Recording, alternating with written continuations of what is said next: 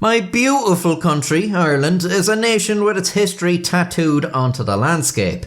Medieval churches are a common sight, some having fallen into ruin hundreds of years ago, some still holding mass to this day. Old monasteries and round towers where skilled artisan monks once sought refuge from raiding Vikings seeking their golden craftwork still stand.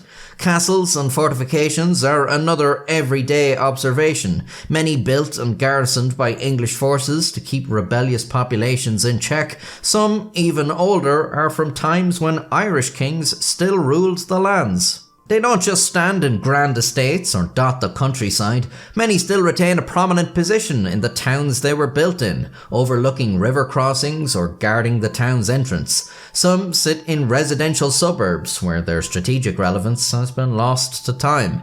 The vast majority of these buildings are not celebrated historical attractions like one might find in the tourist-clogged streets of Rome. A lot of Irish people pass at least one of these types of structures on a near daily basis, paying them no more mind than the vape shops or bookmakers, and a lot of people probably couldn't even tell you all that much about the old buildings they live near, when they were built, by who, or for what purpose. But if you roamed the country and really paid attention to these old sites, you may start to notice something odd. Portions of castles perfectly intact, while the rest of the castle seems to have vanished. And who's building a castle in the middle of nowhere anyway? Why are these walls placed seemingly randomly? Why don't these roads go anywhere? What in God's name is this supposed to be? If you watched my last video about goat towers, you've probably already guessed that the answer is folly. As in an architectural folly, a structure built purely for decoration despite an appearance that suggests some other purpose. Across Europe in the 18th century, when follies were particularly popular, they were a signifier that the landowner had so much money that they could spend vast amounts of it constructing whimsical frivolities. In Ireland, the story behind follies is often much darker. Ask about any unusual old structure in Ireland and you'll often discover it was built in either around the 1740s or the 1840s, coinciding with devastating famine. At the time, the ruling British elite's response to this was, "Oh well, there was too many of them anyways." Wealthy landowners in Ireland, who were often part of the ruling British elite, were on some occasions persuaded to assist the starving underclass that tended their lands, but with a catch. Well, I do have all this wealth just sitting around, but I can't just start giving handouts. That'll make them lazy and dependent. I could give them some jobs to do. And thus began the creation of what we now know as famine follies. Yes, many Irish follies were built as part of relief programs that gave the unemployed and starving the dignity of working for their pay, even if that pay was often exploitative and the work was either completely pointless or purely for the amusement of landowners. Why not give them real work?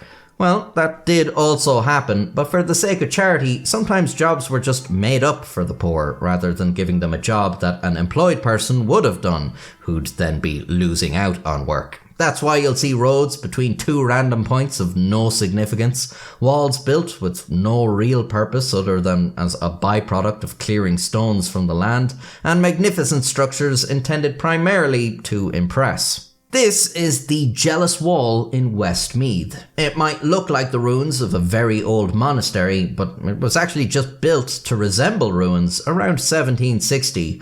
While not tied to a famine relief programme, it is Ireland's biggest folly, called the Jealous Wall for the story behind its construction. The man who ordered it built, Robert Rockford, lived in Belvedere House at the time, a pretty remarkable home. Supposedly, Robert did not get on well with his brother George, who built an even fancier house in full view from Belvedere House.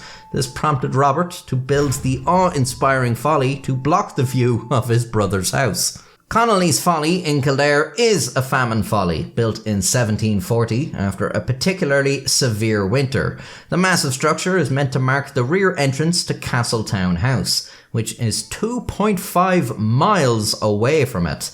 As you can imagine, the Connollys were massively wealthy, and this folly set them back £400.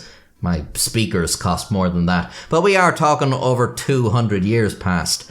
I wonder, did the people who worked on this ever feel a bit annoyed that the quote-unquote charity they were receiving involved them constructing a massive version of what looks like something a child might make out of building blocks. Strangely, it's got pineapples on it. Which was the style at the time. Apparently not satisfied with just one mad folly, a second folly was built on the Castletown House estate in 1743, known as the Wonderful Barn. It's not actually certain what the hell this is even supposed to be, but it's generally thought it was an unusually ornate granary, perhaps built out of fear of another famine.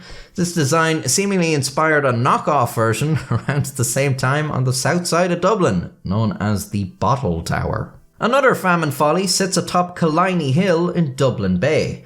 Known as the Witch's Hat, it bears an inscription that tells its story.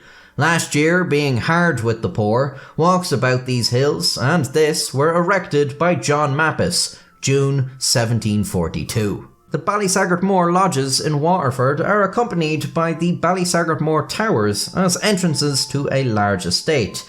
The extravagant structures, in a Gothic style, are much more modern than they appear to be, being built in 1834, a decade before the Great Famine.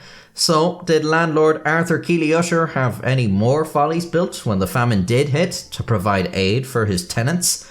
No, he is remembered as a harsh and cruel man, evicting tenants at a time when many of his peers were suspending or reducing rents. After leaving his tenants to their fate, he demolished their former homes to make way for further expansion on his land.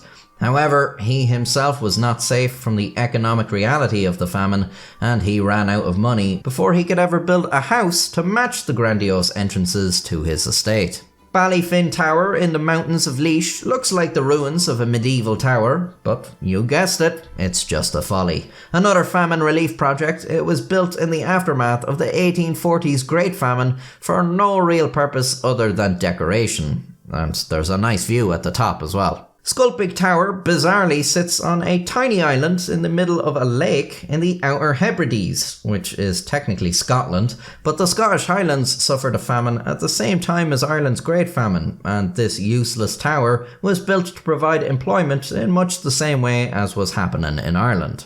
It's easy to forget, when you're surrounded by all these old buildings, that each one has its own unique history dating back hundreds of years. And it's usually a fairly unpleasant story. Perhaps some great hero was unjustly executed in a building beside where you go for lunch every day. The famine follies have a story as grim as any, but at the very least, it's an interesting tale for those with the time to hear it.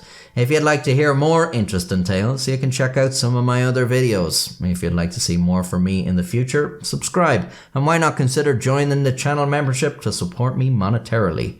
Until next time, stay safe.